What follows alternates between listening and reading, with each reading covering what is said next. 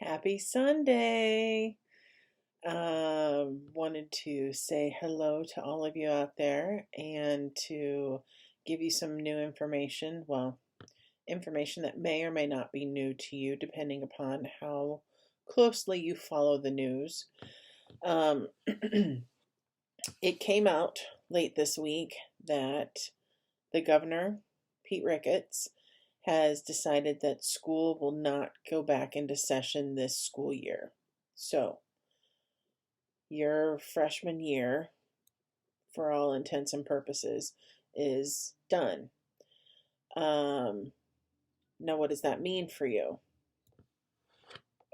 Well, grade wise, it means that your third quarter grade will be your final grade for the semester, unless you don't like your third quarter grade. If you do not like your third quarter grade, you have this month, basically the month of April, to work with Mr. Elster and myself to get your grade where you want it to be for the final grade for the semester. Now, that can mean a couple of different things. That can mean redoing old assignments that you didn't do well on. It could also mean doing alternative assignments that you have never gotten before.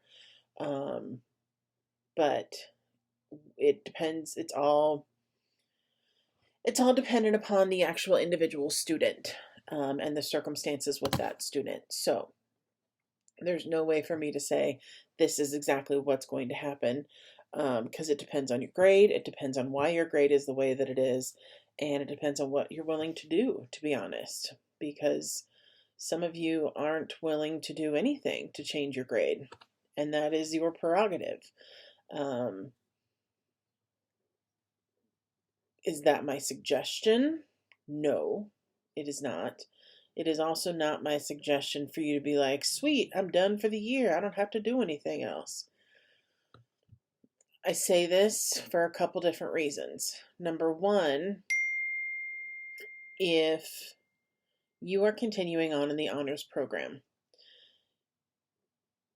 you need to read the Count of Monte Cristo so that you're prepared for this level, this caliber of reading for next year.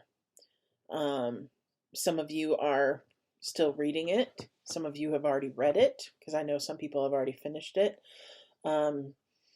Some people have yet to start it, in which case,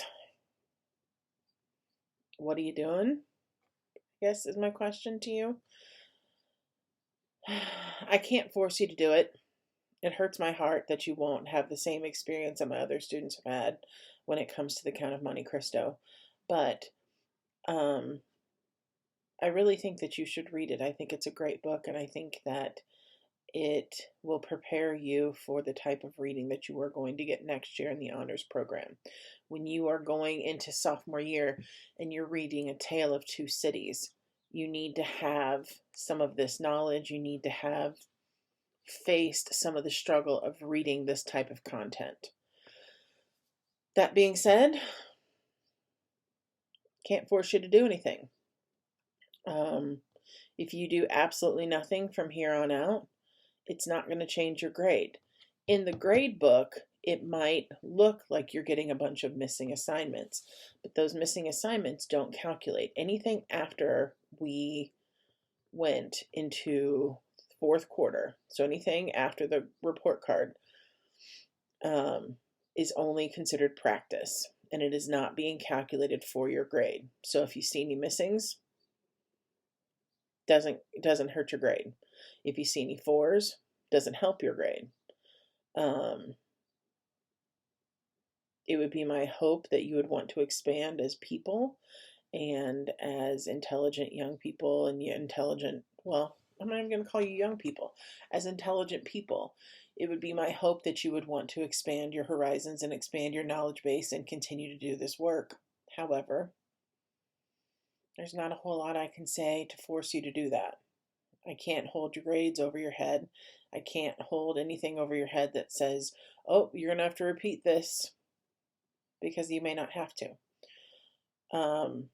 I only say may not because if you were failing, if you were failing at third quarter and you do nothing different from here on out, you are still going to have to repeat second semester of English next year, um, or at some point, because you are going to get a credit based off of what your report card said at the end of third quarter, unless you work with Mr. Elster and myself to make changes to your grade. I hope this makes sense.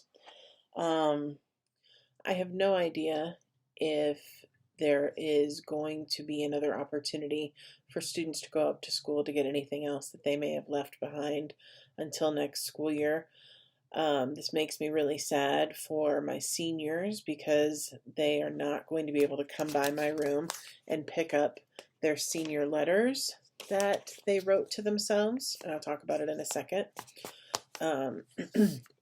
So if you know any seniors and they're wondering about their letters, know that just tell them that I'm going to be mailing them out and they will be getting them in the mail so that they still receive their senior letters. Now, what is a senior letter? A senior letter is an opportunity I give you, not a grade. It wasn't a grade before, it's not going to be a grade now, but it's an opportunity I give you to write yourself a letter that you will receive back at the end of your senior year. And that letter can have whatever you want in it because I never read your letter.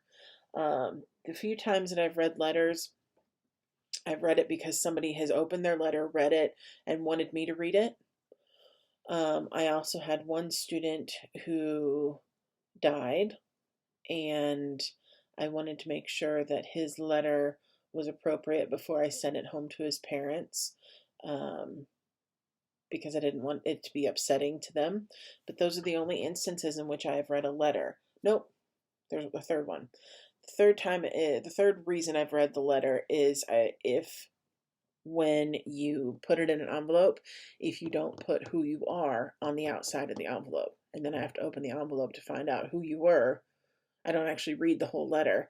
I just look and see whose letter it was so that I can put it in an envelope and actually write on the envelope, hey, this belongs to Michael Smith, or whatever the case may be.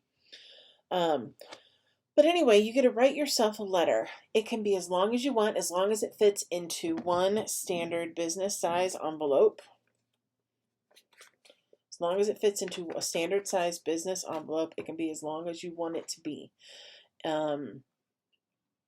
It can have whatever you want in it. You can use it as a time capsule where you talk about who your friends are now, what your goals are right now, what you hope for the future. It can be a little cringy when you open it as a senior and you're like, oh my gosh, I can't believe I thought this way when I was a freshman, or I can't believe I thought that this was going to happen when I was a senior. But most of the time it's cringy in a good way. It makes people kind of laugh and be a little bit sentimental that high school has gone by so quickly and they've changed so much over the course of their high school career. So you can use whatever wording you want to use in the letter because I'm not going to read it. You have a couple different options when it comes to the letter. You can hang on to your letter and give it to me when we go back to school in the fall. We'll put it in an envelope then, and I'll hang on to it until the end of your senior year. Or if you really want to get it to me before then, you can contact me. I can give you my address and you can mail it to me. I will take the letter. Let's say I get the letter in the mail. Okay. It'll be addressed to me. I will open it, put it in a new envelope, address it to you, seal it, and that's it. Like I said, I'm not looking to read your letters. It's kind of like a diary. Like, I don't want to read your letters because what if there are things in the letters that I don't want to know? What if you write in there about how much you hated school, particularly your English teacher? Like, I don't want to know that. But yeah, those are the types of things that you can put in the letter if you really want to. You can talk about what you enjoyed or didn't enjoy about the year. You can talk about this experience that you are living right now with the coronavirus, and things that you may want to remember about this experience. I know that most of you do not journal. If you journal, someday you'll be able to look back on your journal during this time and realize just how crazy it was. Most of you do not journal. So this could be viewed as kind of a journal or a record keeper, so that 3 years from now, or 10 years from now, or whenever it is that you decide to look at the letter, you could be like, wow, that's what was going on at this point in time. I totally forgot. I have people who write themselves 2 paragraphs or 2 sentences. I have some people who write themselves like 10 pages. Like I said, it's entirely up to you, however you want to do it. But if you are interested in doing this, it is an optional thing. It's not a requirement. It's completely up to you. If you want more information, talk to me about it. Send me an email or put something on Teams and we can have a conversation about it there. Put a comment below in the video. Ignore my dogs because they're just nesting, I guess. I don't even know. Anyway, I want you to have the same opportunities that my other students have had. I want you to read The Count of Monte Cristo. I want you to experience the shock and the awe that comes with reading The Count of Monte Cristo.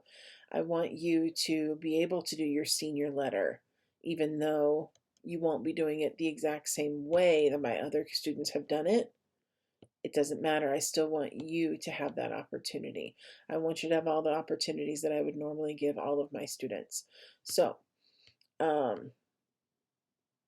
yeah, I hope this makes sense.